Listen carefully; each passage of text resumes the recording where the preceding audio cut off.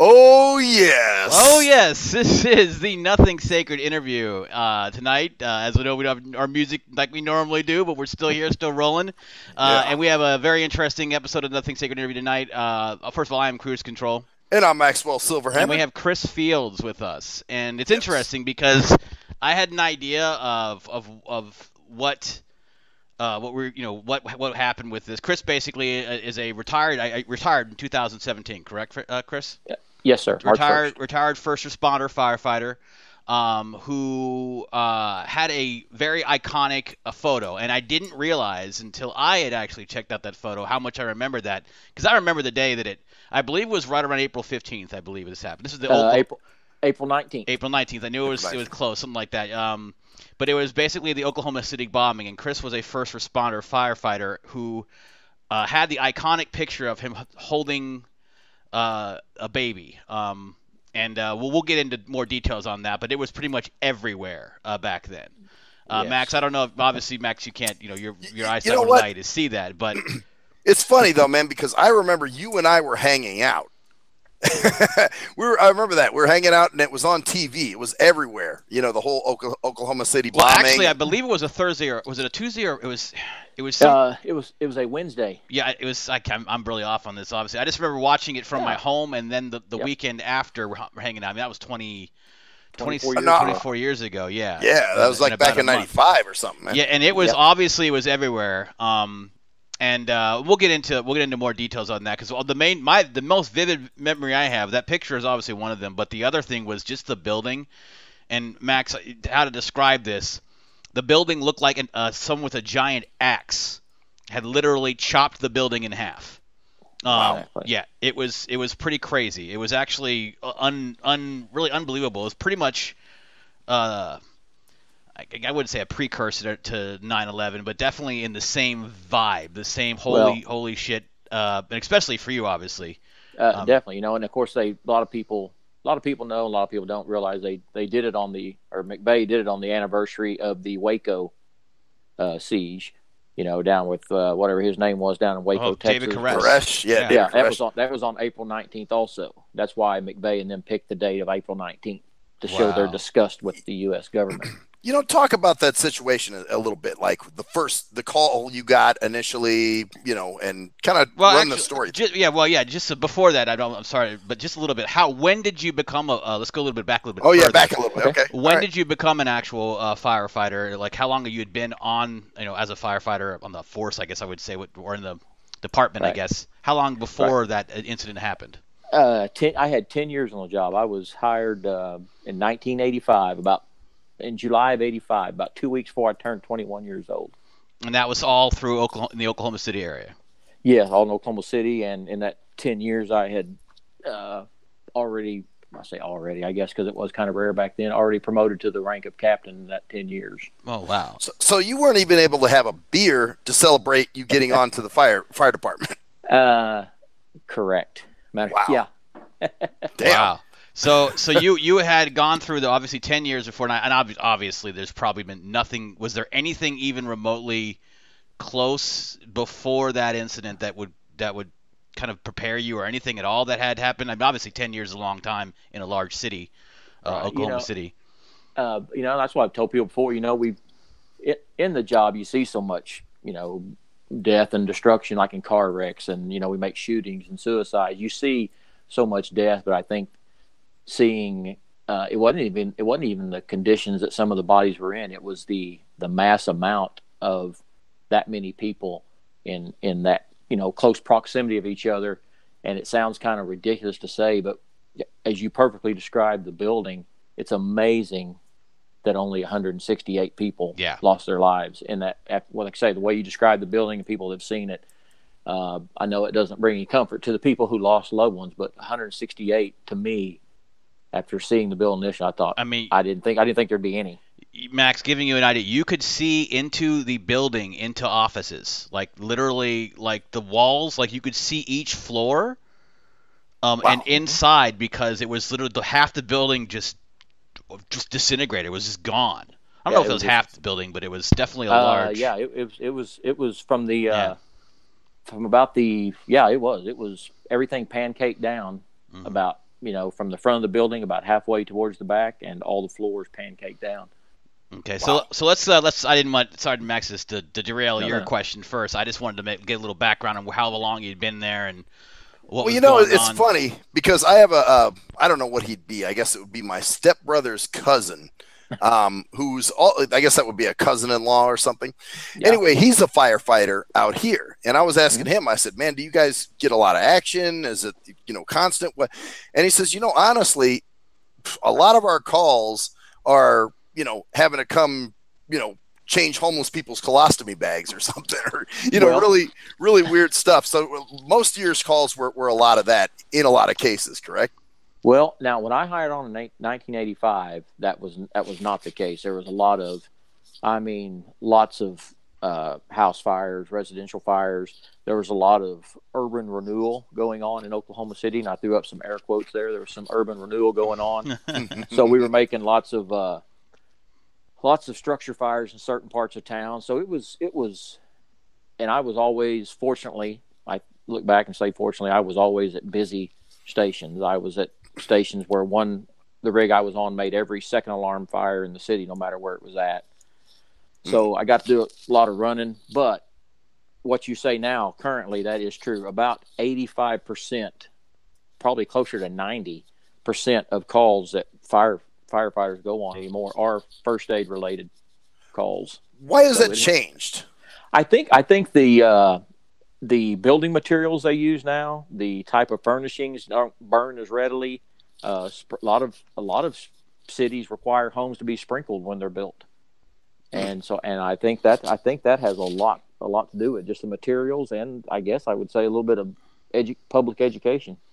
I wonder how much smoke detectors. Yeah, smoke detectors and smoking, because I wonder how much the lack of people smoking less, actually smoking less, leads to a lot less of those fires. It would be well under the double digits. I can think of. I know of house fires that we made, and a few that ended up being fatalities where people fell asleep smoking on the couch or smoking in bed. Yeah, and people usually don't. I mean, not to say they don't smoke, and people still smoke. A lot of people still smoke, but considering how less it is than it was before, I bet it's caused a lot of less stuff with that. But anyways, speaking of going back to that, so what exactly? Go ahead and go through that, if you don't mind going through that morning for us, because I think it happened around 9 in the morning, from what I remember. Yes, sir. We it was a Wednesday, and we came on duty. Our shift change was at 7 a.m. in the morning. We worked just real quick. We worked 24-hour shifts, and we were on 24, off 24. We did that 3 times in a row, off 24. On 24, off 24. Then after 3 times, we were off 4 days in a row. So we had just come back from our 4 days off. I used to get to the station about 6 o'clock every morning, relieve the guy that I was taking his place, have coffee, shoot the shit, exchange info from the shift before. And Wednesday, each station, I say it's your home for 24 hours. So each station, you have stuff you do. Like Wednesday at my station, at that station, whoever worked on Wednesdays, it was yard day. So we had guys out mowing and weed eating the yard and around the station. And we had a brand new guy, new boy, rookie, whatever you want to call him. And he had asked what time the station officer liked to eat breakfast. And I distinctly remember telling him 9 o'clock, because I looked at the clock and I figured he would panic a little bit if he thought I was serious. And as soon as I said, it wasn't no more than I said that, we felt the building shake and rattle, and the windows rattled, and we thought a train had derailed. We had an ice cream plant next to the station that had a train yard running through it, and we thought a train had derailed. Went outside, looked, didn't see anything. Looked to the south and saw the plume of smoke coming from downtown, and we what we call self-dispatched. We didn't wait for the alarm to go off in the station. Yeah. We self-dispatched and all took off down towards the Murrah building. About probably I was 15 blocks away. My station was 17 blocks away, and we got about 11 blocks away, and we started seeing storefronts blown out, glass in the streets, people kind of coming out with a dazed look on their face, and some what we call walking wounded, maybe from flying glass and that kind of stuff. Nothing life threatening, but the amazing thing about that, there were people. There was an Oklahoma City police officer that was out on patrol, out on a lake around here called Lake Stanley Draper, which is about 25 miles from the Murrah building, and he called in and asked if there was an earthquake. He felt the blast 25 miles away. So that's how big a blast it was in the downtown area. So it shook the city pretty much. Everybody it shook it. And one of the fortunate things, if he parked that truck on the side of the building, which he accomplished what he wanted to, but if it had been on the other side, there would have been so many more buildings damaged, and we had one building called Leadership Square that was nothing but glass. I mean, it could have been the structure damage would have been a lot worse, and probably more lives lost if he had parked it on the other side of the building. So when you coming into this area, seeing all this, obviously your general level is picking up and everything, but was it like could you get close enough to even? Because obviously with all the debris and crazy, because I'm just going by my recollection of 9/11, which is, I know there's a lot bigger buildings obviously in that case, but there had to have been a lot of dust and crap in the air, or was it? How was that? We came in from the east side, and we parked about a block away, is where we had to park, and actually. We didn't realize it at the time, but we saw a tie rod end or something. I'm looking back now, I know it, but it was actually a piece of the Ryder truck that was over a block away. Because I remember seeing a picture of them down there putting spray paint around and marking it for evidence later that day. But it was one of them deals. We kind of started walking towards the building, and it was just like, heck, I don't know. I don't know how old y'all are, but when I was a kid, I used to go to the movies, and they used to show the Blob movie. Before it showed these people running out of the theater. Mm-hmm. Yeah. And it was just hordes of people coming at you. And that's exactly what it looked like. I mean, it was just people in a daze wandering around looking for somebody to help them, looking for answers, looking back at, I think some of the 9/11 videos show people, they're just looking back at the building with just, stunned expression. And that's what it was. And like I said, there was a lot of walking wounded people from flying debris and flying glass and that kind of stuff. So how do you triage everything in that case? Oh, well, we set up a triage, and it gets kind of confusing. There was a building across from the Murrah building, a YMCA building that had a daycare in it. So at first, when they were people talking about there was a daycare, we thought they were referencing the YMCA daycare, which there were some kids in there, but they were all just kind of, like I said, again, walking wounded with, flying debris wounds and all that kind of stuff. So we set up a triage there.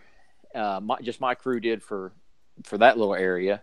And like I said, there was so much going on around that building, and if you were on one side of it, you were pretty much on that side for the entire time, because there wasn't very easy to get to the other side.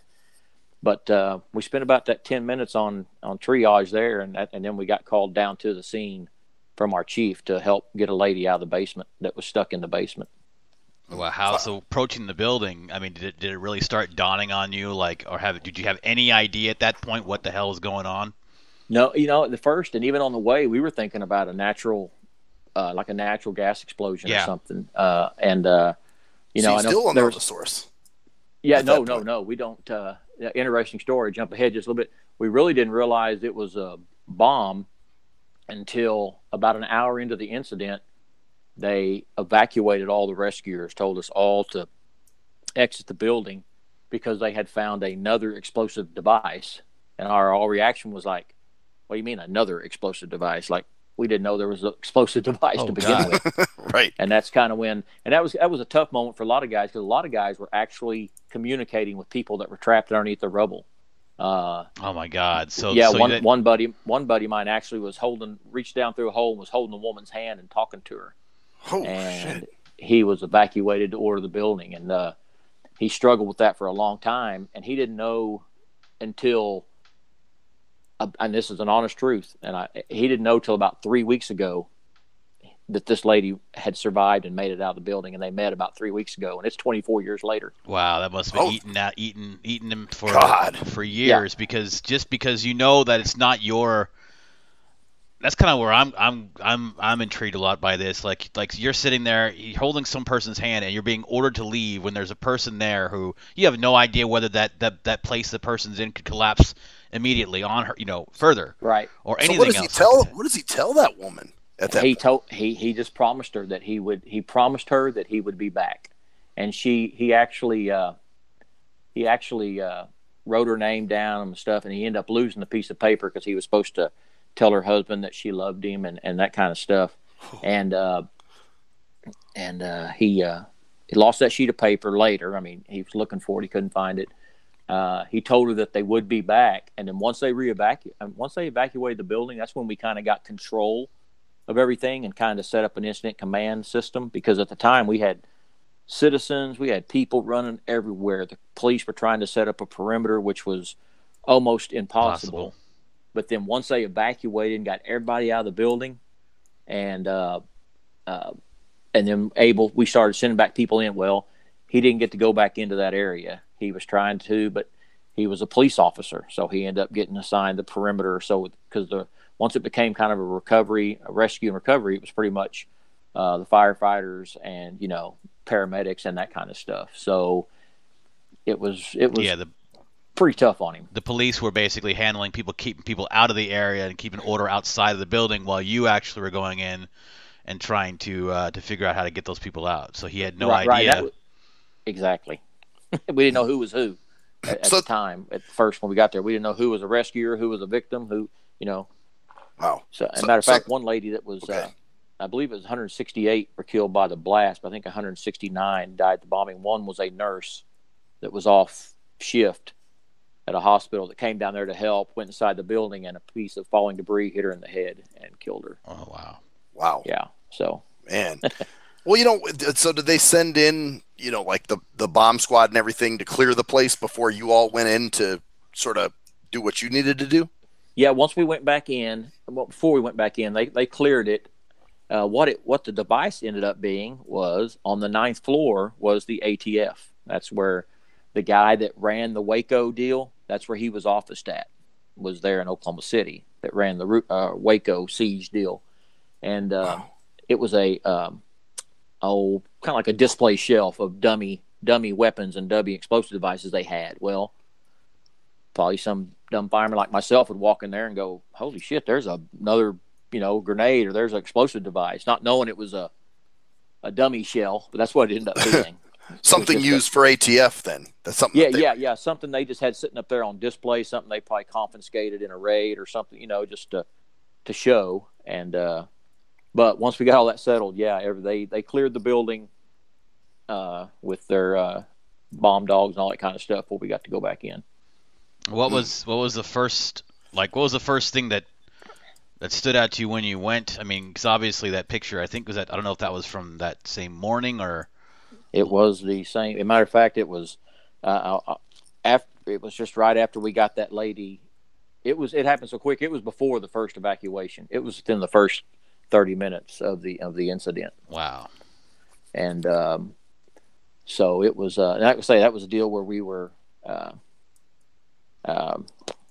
We got help get that lady out of the basement that I mentioned, and then we were going around to the south side of the building to start, search and rescue there. And that's when this gentleman, police officer, came around the corner holding a baby and said he had a critical infant. And talking to him now and finding out, I was the third person he approached.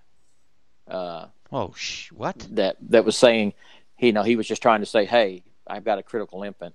And back then, police weren't as they are more now, but police weren't really trained in first aid, first responder kind of stuff back then. Mm-hmm. And firefighters were. We were first responders and could do medical aid and stuff. So he was just looking for some help. What about the two other guys before you? I don't know if they were. I don't know if they were. He didn't know if they were just civilians walking around or what. He said they weren't firemen. He said once he saw a fire crew coming around, he thought, that's where I'm going. That's why he came to us. And he said, I have a critical infant, and I could sit here and rack my brain and don't know why. And my mom says there was a reason why it was me, but I just said, here, I'll take it, not knowing if it was what the situation was.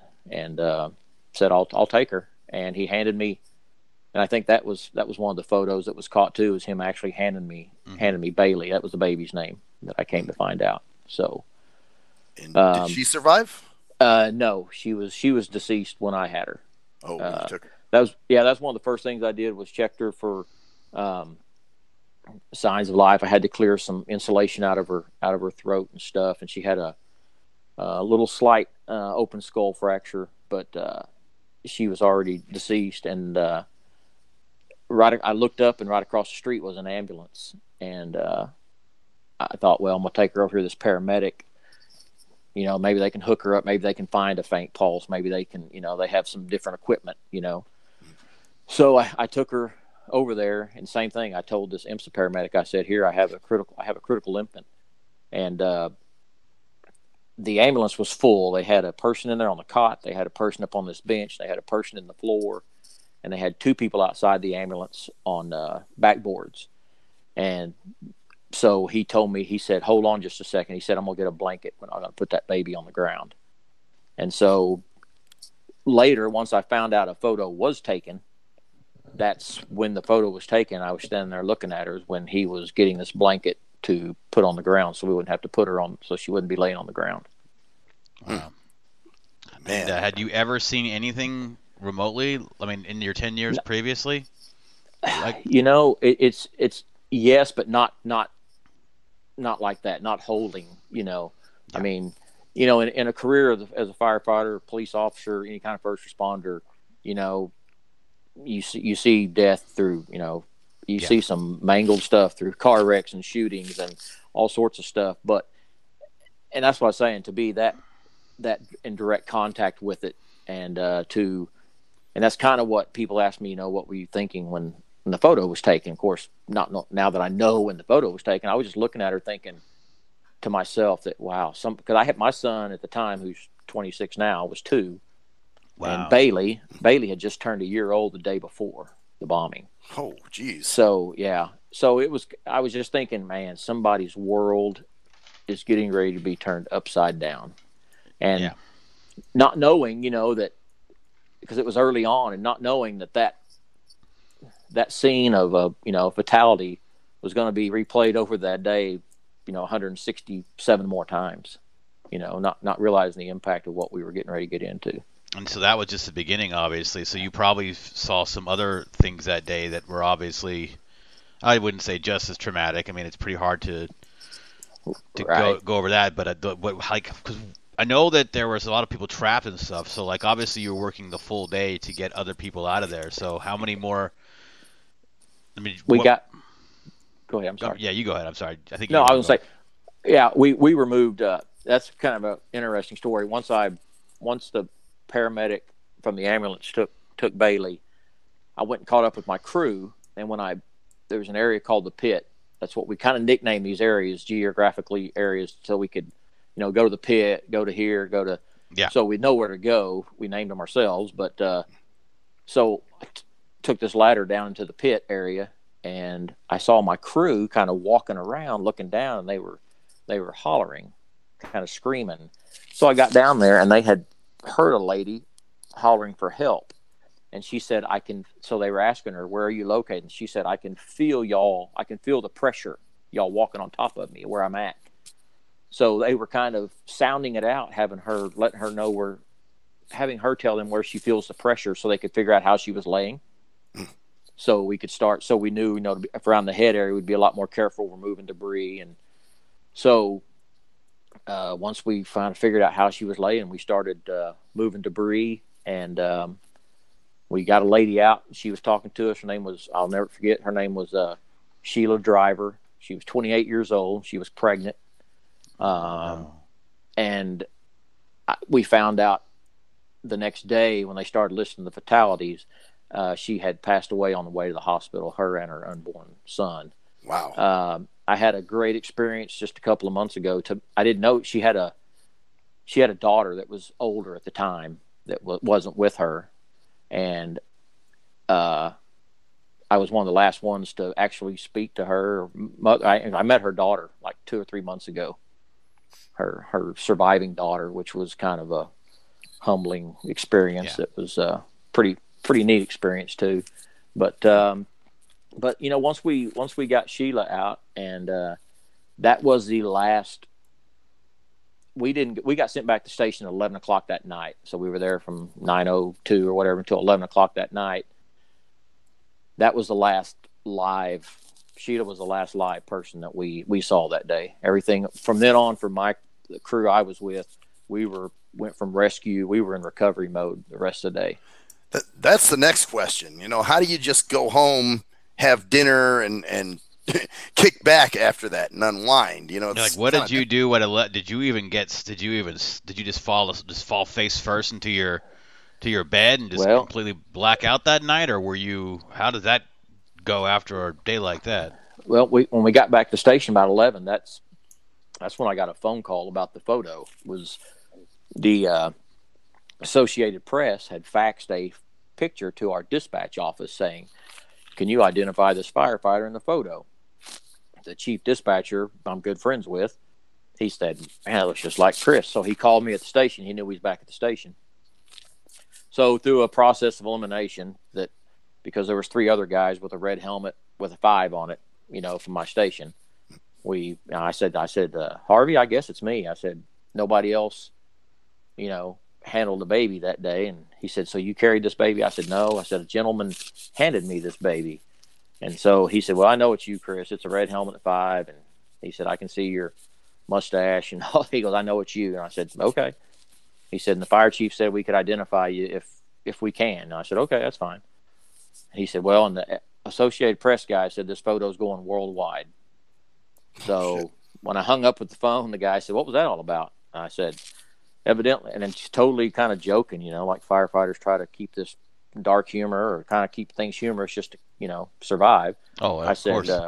I said, "Well, boys, I guess I'm going worldwide," not having any clue what was to, unfold the next day. But we didn't sleep much. We ended up making I think we made a house fire about 2:00 in the morning. And you went and fought another fire after this?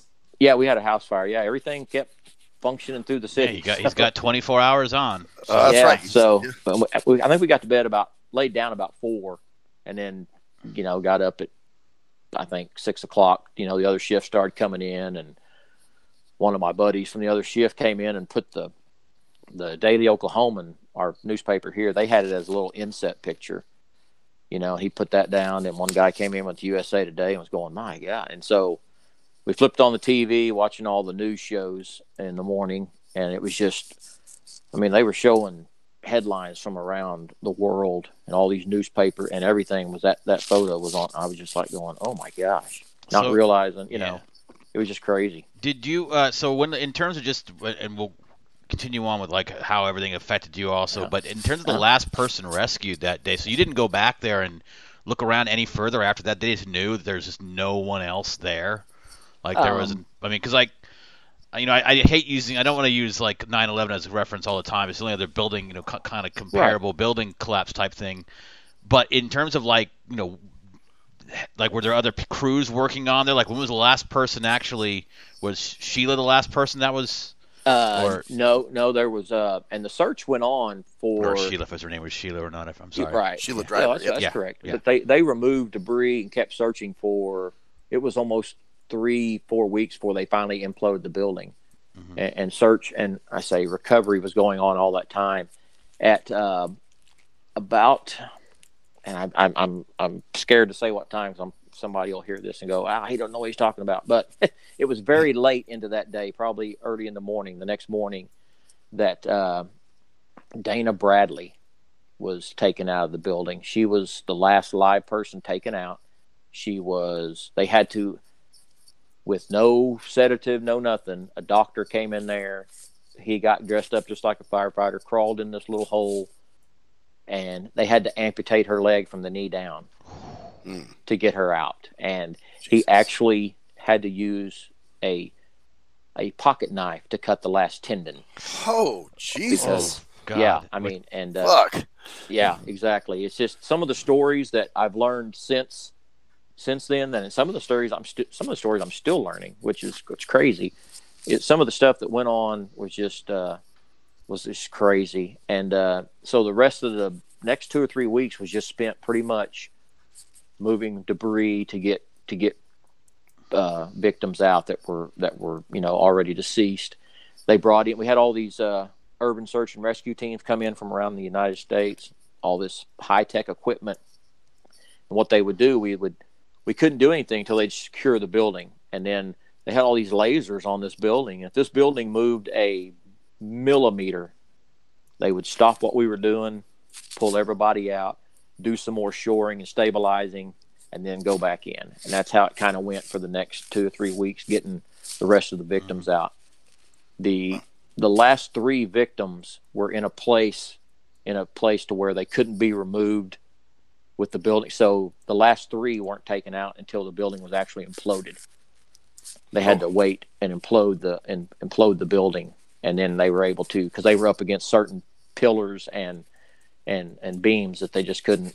There's no way to move them without the building coming down on the rescuers, so they had to wait to implode the building. Yeah, so we can get the remains out so they can get right, them to your families. Right. Wow. Yeah, and like I say, and one thing I failed to mention, I always like to, even when I go speak, I always like to give it up to my brothers and sisters who, like I say, I had it. We got that lady out of the basement. I took a ladder down into this pit area. There's some photos I can send y'all on text message, something. You can see these guys, these rescuers.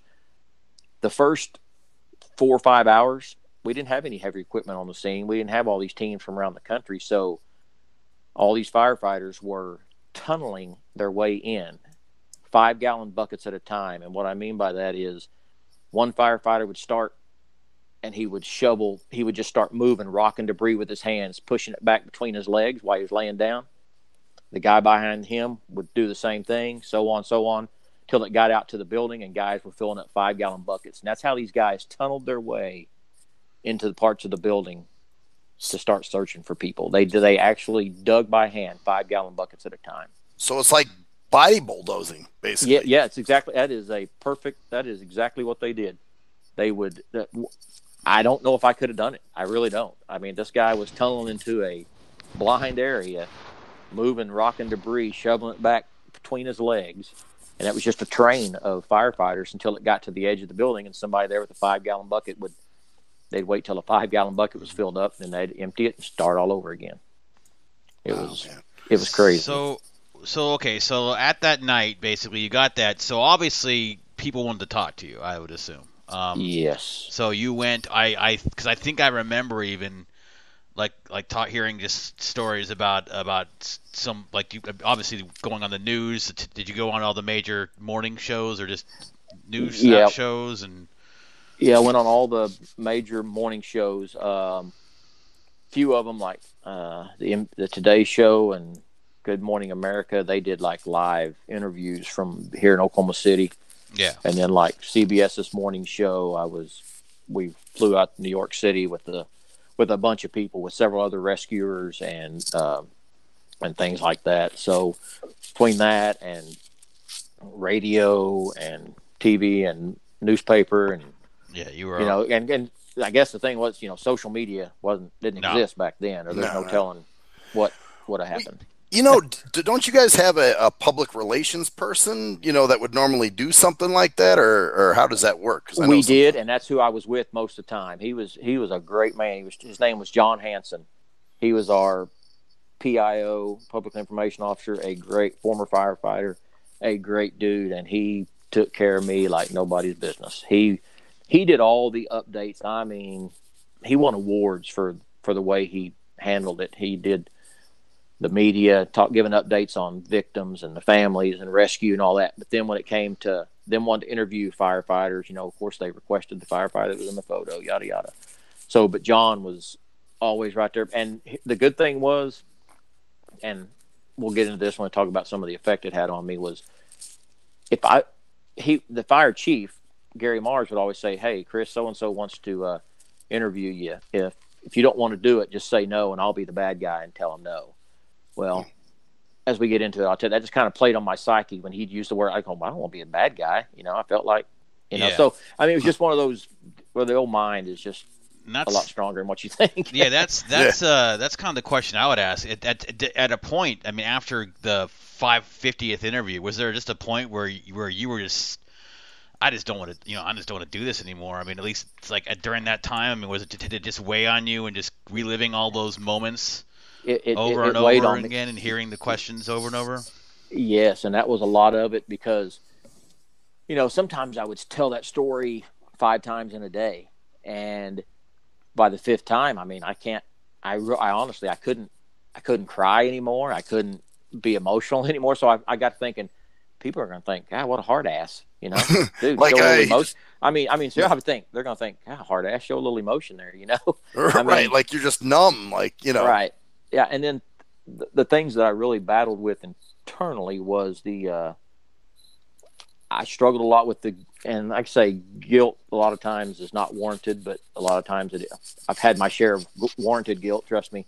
But the unwarranted guilt, like I felt guilty about what Erin was going through. Erin is Bailey's mom. I'm sorry. That's Erin Allman. That's Bailey. I felt guilty because of the photo, because of what she was going through. And I felt responsible. So in your mind, you felt like she might be thinking, oh, he's just trying to get some fame off my dead child. Well, but that at first, until I got to know her and we became friends, until I finally met her, that was exactly what was going through my mind. And I thought, she has to see this every day on the news, because it was just every day they were showing it, and I felt guilty because, I didn't know until I'm the last person that, other than, I think it might be a medical examiner or something, that to hold her child. She didn't get to when she identified her. Believe it or not, I believe they actually told her that she couldn't because she was evidence. Yeah. Wow. And so, I carried that guilt of being the last one to hold her child, the guilt of, and there was a lot of guilt and weight for being singled out. Firefighting, any first responder deal, it's a kind of a team effort, team thing. It's a we thing, and being singled out and was really tough. Again, the support I had from the guys and girls on the fire department was tremendous.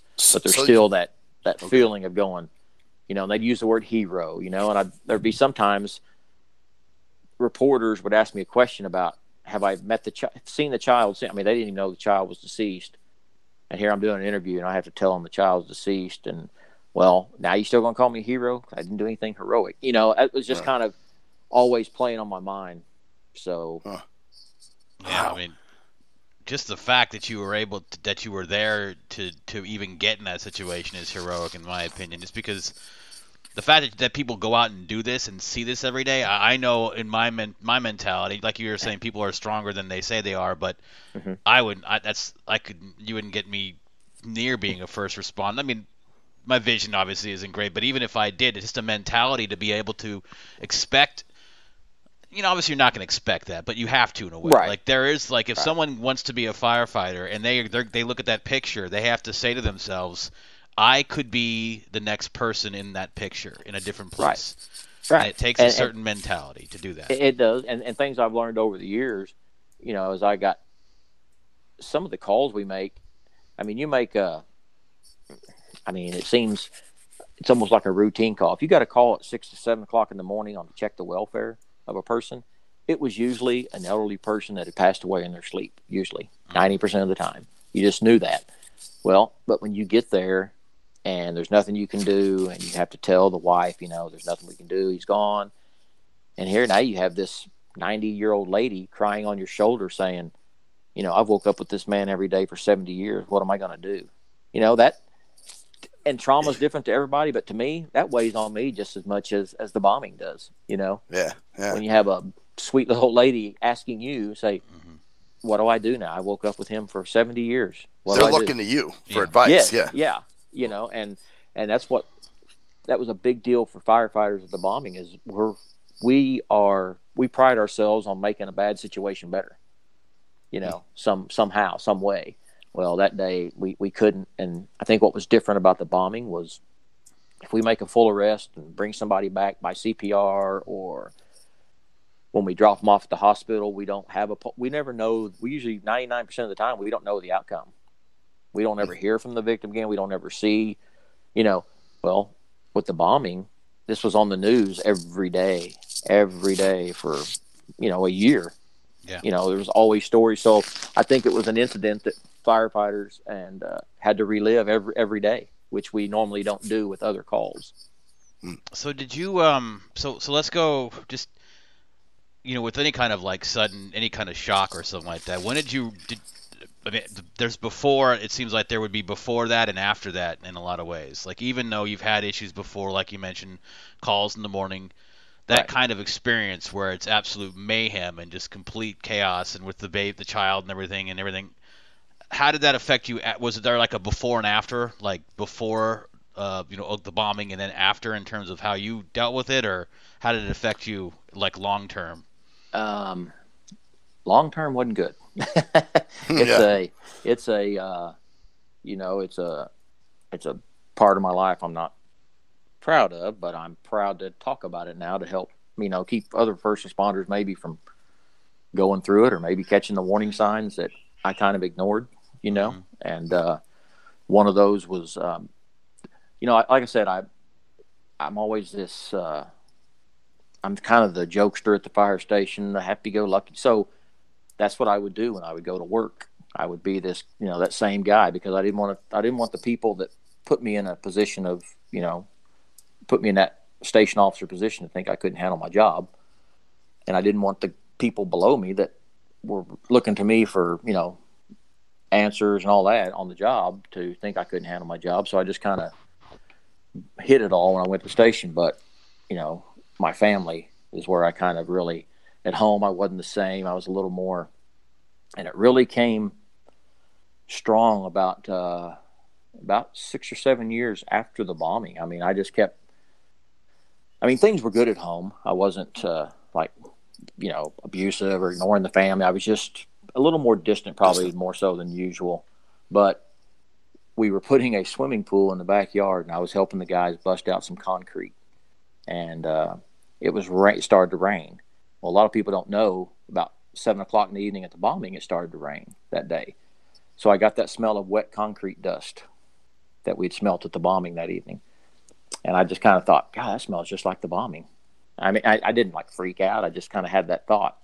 Well, over the next year or so was when I really started to really isolate myself and become more distant from the family, and kind of more of a depression, and was even taking it to work more so than I wanted to, and started to numb the senses a little bit with I'm a Crown and Coke guy, but I started to put a lot more Crown and a lot less Coke, to Yep.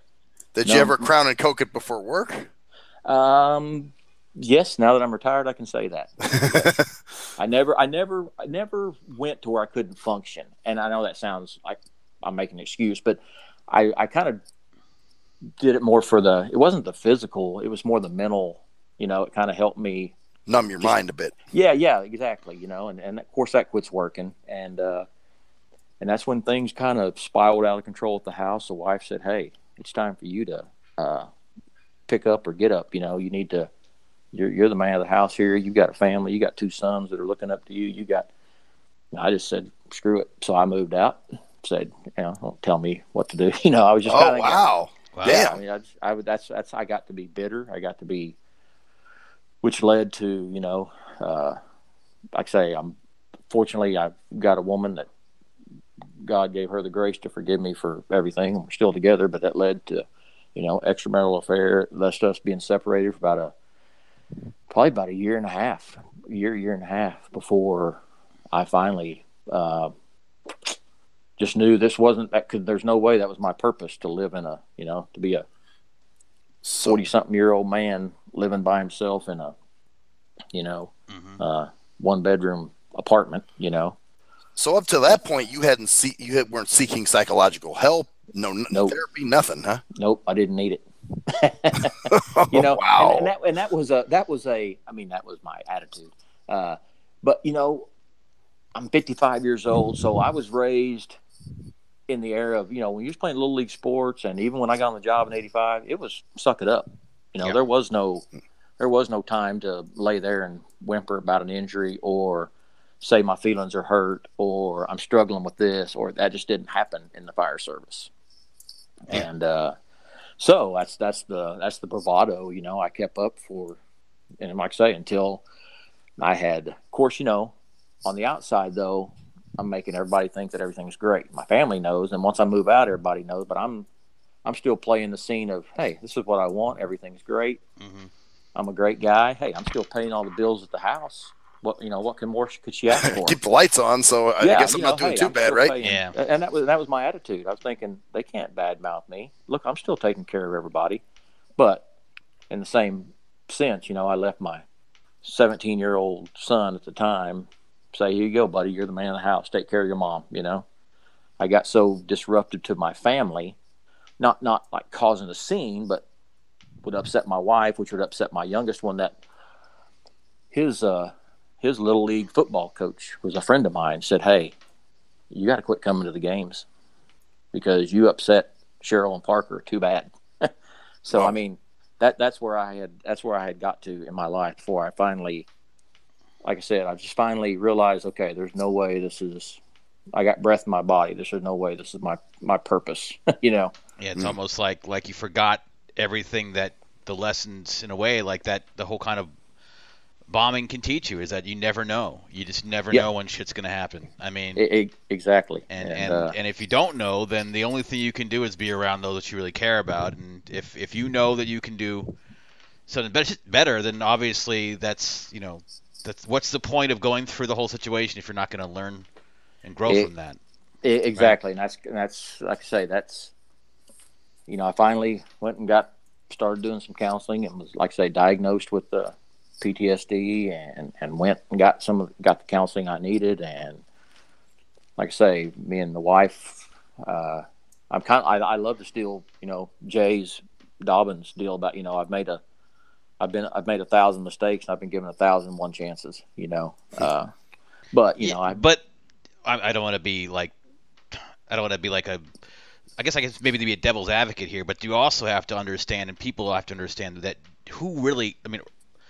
how do you know how anyone's going to deal with holding a child that's a dead child in your arms while looking around you, seeing massive destruction that no one is really used to seeing or even knows how to deal with? I mean, like you said, 6 years later, you're realizing, wow, how much this messes up. You don't even realize at that point. But so it's like just two sides. Obviously, you can only be responsible for yourself, but I think also the people around you had to have maybe one of the reasons why you were actually given such forgiveness is because they had to understand that they didn't go through that. You know, your wife can say whatever she wants. She did not hold a dead child in her arms. You know what I'm saying? Right. Like, it's just that simple. And sometimes you can say, oh, well, you didn't do this, you didn't do that, but you can also give yourself a little bit of a break considering that kind of traumatic situation. Maybe that's something you had to learn through the therapy or the things that you went through, like you didn't, because you weren't dealing with it correctly or whatever. It was something I had to learn. I had to learn to deal with the guilt, you know, that I was experiencing for, you know, with Aaron, with Bailey's mom and everything. And, you know, with her support. And like I said, my wife always said, you know, she'll tell people now, and she would say it to me then. She said, this is not you, you know. She would point at me physically and then say, this and all this around this is not you. I know who you are. This is not you. And that's all she just knew. She said, you know, that's all she would, you know, pray, you know, and she just knew that was not me. You know, grief is strange too, because it doesn't always manifest the way you think it would. You know, like you probably didn't sit around crying and this and that. As a matter of fact, you might even had some very falsely happy moments. Yes. You know what I mean? Yes. Grief is strange like that. Right. And that was, that's why I tell when I go speak now to some first responders and stuff, I always tell them, you know, there's two roads there's a fork in the road. There's the one of pride and ego and the one of, you know, love. And that's, you know, love for your family's love for you, love for your job. I chose the pride and ego road the first time, meaning, and like I said, it's a good place to get your counseling on your next life decisions is not sitting at a strip bar on your day off with other firefighters drinking beer. You know, you won't get the best personal advice there because they're they're going to tell you what you want to hear, or because they're going to be good buddies, you know, they're going to tell you what you want to hear, or they're living in a life of shit too, and they want you to stay right there with them. Misery loves company kind of thing. No doubt. And that's what I was looking for. I was looking for other firefighters that would say, yeah, I left my wife and kids, you bet, but look, I'm happier for it. You know, I was looking for that. Yeah, validation. Yeah, validation, exactly. Exactly. Yeah. So it's just, like I say, it's been you know, and I haven't probably been doing this stuff that I'm doing now for maybe about a year. So that's what I'm saying. It's 20, but until about 2 years ago, my story probably wasn't, you know, really complete, you know, so wow. I would have been up there, you know. So this is fairly recent that you've sort of made the repair, as it were, or? You know, the repair Lifelong. And everything started smooth sailing and everything, and it was actually 2012, 2013, really. That's when me and my wife got back together. I got back on the rigs. I had left the rigs, took a position off the rigs even, so I wouldn't be running up down the road, but that didn't make me happy. So that's when I went back to the rigs, frontline equipment, and me and my wife. So it's, you know, it's probably within the last 6 or 7 years that everything has been. Would you have even thought about doing what you're doing now during that time when you were just like, fuck it? I mean, would you have even considered like going in front of other first responders and telling them your story, or was that part of like a realization that like it helps you to deal with it, or like when did you just decide, you know, this is what I want to start doing? Really, when I went to get counseling at a place out in California, is when I kind of thought, and that's when I really hit me going, okay, it's time to pick yourself up, big boy. Because I told, you know, it's like the AA meetings. Hi, I'm Chris Fields. You know, I'm an alcoholic, but it was like, I'm Chris Fields. I'm this. You tell your little story, and then the next person tells their story.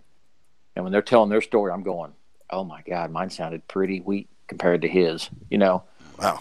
Then the next first responder that you're at this treatment place with tells theirs, and you're going, oh my God, his story is worse than the guy's story that I think is worse than mine to begin with. You know, it just and those other guys are going, wow, oh my God, Chris's story is worse than my story. Right, you were that other guy. Exactly. You know, that's why I say trauma is what's traumatic to me is not traumatic to you, and the way you deal with it is different. When the way, you know, it was just something, you know. And I really, like you said, I never thought about speaking about it, but it just kind of fell into my lap. You know, I started talking to the guys at the station about it. I wasn't shy about saying where I'd been, treatment I'd got. Well, I noticed as I talked about the station, if we come back from a ride, maybe a suicide, you know, we made one pretty gruesome suicide where a guy blew his face off, and it bothered some guys, but they didn't have any problem sitting down and opening up about it. And I think that was largely, in fact, because I came back and opened up to them about where I had been and what I had gone through. So that's when it kind of kicked in and going, you know, I think guys and girls just need to hear that they're not alone. It's okay. 30 years ago, it wasn't okay to reach out for help, you know.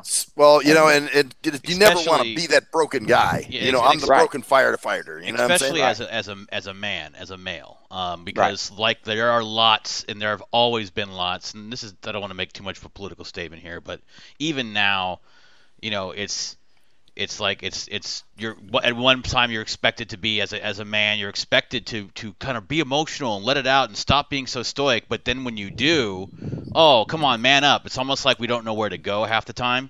Right. So especially back then, it's like you saying this is being a sign of weakness. You know, it's rough being a guy because it's a ego thing, but it's also a society thing because it's at one point people want you to be open up, but then when you show weakness as a guy.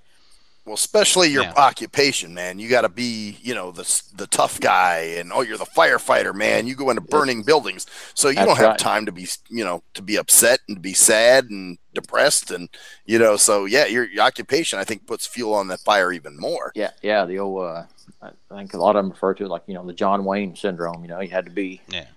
I don't know how really tough John Wayne was, but in his movies, the characters he played, right. You know, we had to carry that, like you say, that swagger and that attitude, and you know, like nothing bothered you, and you could handle it. And I was speaking at a deal in Louisiana just last month, and a guy was up there, and he kept apologizing because he'd start to break down talking about stuff. He kind of like, I'm sorry. And I got up there when it was my turn. I just said, hey, brother, let me tell you something. There's no need for you to apologize for getting emotional and crying up here talking about what you went through in your story. I said, I'm going to tell you right now, I will cry all over the stage. I said, I don't care anymore, I said, you just gotta let it go. And it's just part of it's, and like I said, I tell them, to me, it's as heroic as people perceive our profession to be. To me, it's just as heroic when a first responder, finally speaks out or reaches out and says, hey, I need some help. I mean, that's a huge step. Well, because you're used to being the one who's relied upon in those crisis situations. And so you're feeling, well, I can never be the person who has to rely on other people. And that's where the problem comes in, is because you have to. You have to sometimes rely on firefighters are the first ones to, you tear up a knee or break an arm or anything like that in a fire, man, you're bragging about it, Or seriously, you're going, broke my leg, working house fire, did this, But to me, it's the same thing. It's it's part of the job, and emotional damage. You can brag about all the, or not necessarily brag, but tell your story about you breaking your arm, but you tell your story about your heart being broken. Yeah, and it's no, can't do that. You can't be a firefighter anymore in their eyes, And that's what it was, and that's something that's got to, what was it? Just came out last week or a couple of weeks ago that more. I know it's police, and I think firefighters. It's right close that more firefighters died from suicide than on the job in the line of duty last year. Yeah, I mean that's crazy. Yeah, because they're not getting the help that they should get. Right, and because there's still that little bit of stigma out there. And what's sad is we're behind law enforcement a little bit. Even, I mean, they've really taken it by the reins. Firefighters are a little slow. We hate change, and it's just a big culture shock and a culture change, to like I say, stand in front of people and say, I'm ready to get the help I need. Yeah. Right. Well, let me ask you this. Did you ever toy with the idea of suicide? Oh, yeah, I skipped right over that part. I'm thinking, everything else. And it wasn't, I didn't have anything thought out. I didn't, like I've heard Jay's story 100 times, and that, how he had his planned out was just, it makes my hair stand up when he tells the story, if y'all remember it.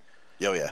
But I didn't have anything. Number one, I'm probably not smart enough. I didn't have anything planned, but there were several times when I thought, you know what? I don't know what the mixture or what the dosage would be, but maybe if I took a couple of extra Xanax with my drink, maybe I thought, I never attempted it, but yeah, there was a lot of times I thought, I've caused so much embarrassment, humiliation to my family and to my friends, and because then there was friends that weren't friends anymore because one would support me and the other one would say, how can you support him for what, they weren't friends anymore. So I thought, you know what?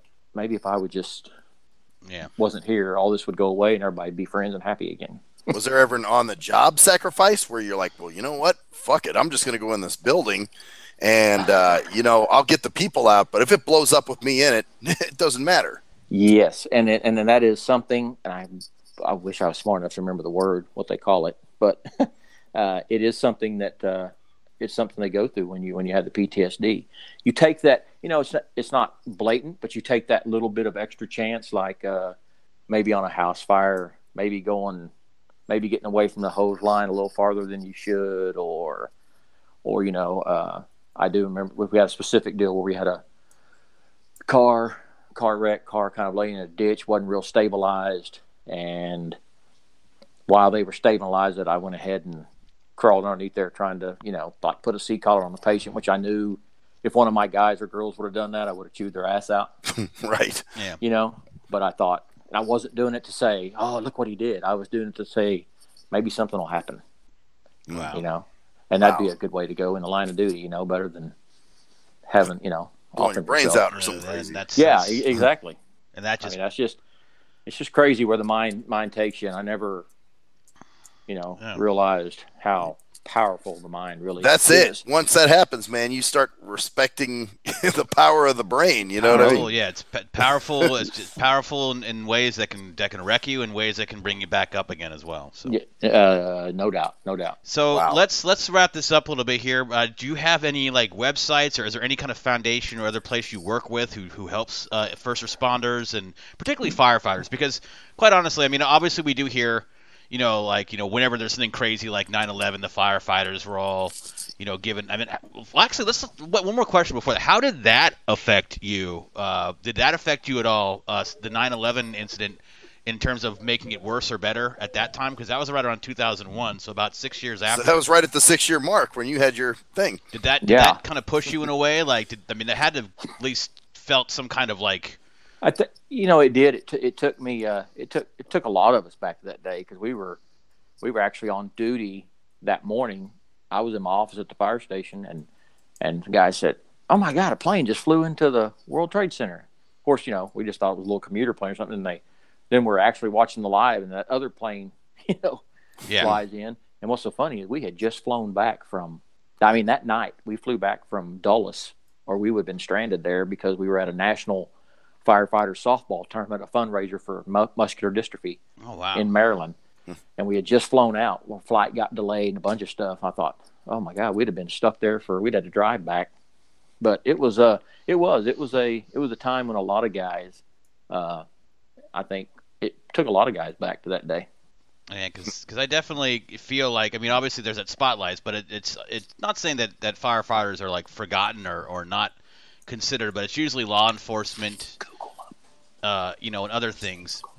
So I mean, it's awesome that you're doing this stuff to help people with that, to get this kind of information out there. Like, is there an organization that you work with, or is it something that you just do yourself, or is there a website or any information that you can give anybody out there? Yeah, I work with a little bit with Jay and with that safecallnow.org that Sean Riley has. Okay. Do a lot of stuff with safecallnow.org, which is a number that any first responders can call to just to talk, or they can get the help, or whatever they choose. But it's a nice, like I say, it's a nice place just to if you just want to talk and visit. Find information. So that's SAFECALLNOW.org.